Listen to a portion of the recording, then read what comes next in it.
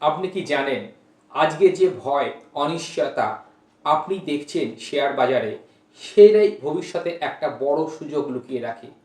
যুদ্ধ, inflation, market crash এই সব খবর দেখে বেশিরভাগ মানুষ ভয় পেয়ে টাকাকে তুলে নেয়। কিন্তু ইতিহাস বলছে যারা এই সময় সঠিকভাবে বিনিয়োগ করেছে তারাই হয়েছে আগামী দিনের ধনী ব্যক্তি। ভাবুন তো, দুজন মানুষ, রাহুল আর সুমন। রাহুল ভয় পেয়ে সব টাকা তুলে নিল, আর সুমন কি করলো জানেন?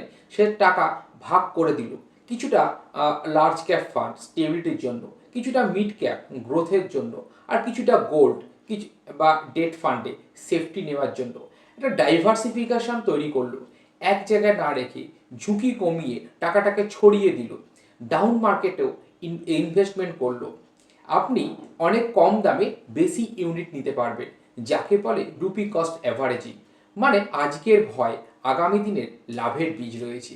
সাধারণ মানুষের সব থেকে বড় ভুলটা করে সে ভয় পেয়ে সিদ্ধান্ত নেয়। কিন্তু আপনি একটা কথা অবশ্যই মনে রাখবেন, মার্কেট টেম্পোরারি ডাউন হয় কিন্তু ওয়েলথ ক্রিয়েশন লং টার্মে অবশ্যই হয়।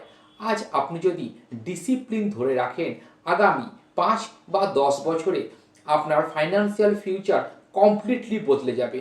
তাই আজই নিজের ইনভেস্টমেন্ট প্ল্যানটাকে রিভিউ করুন, ডাইভার্সিফিকেশনটাকে শুরু করুন এবং একটা এসআইপি চালু রাখুন।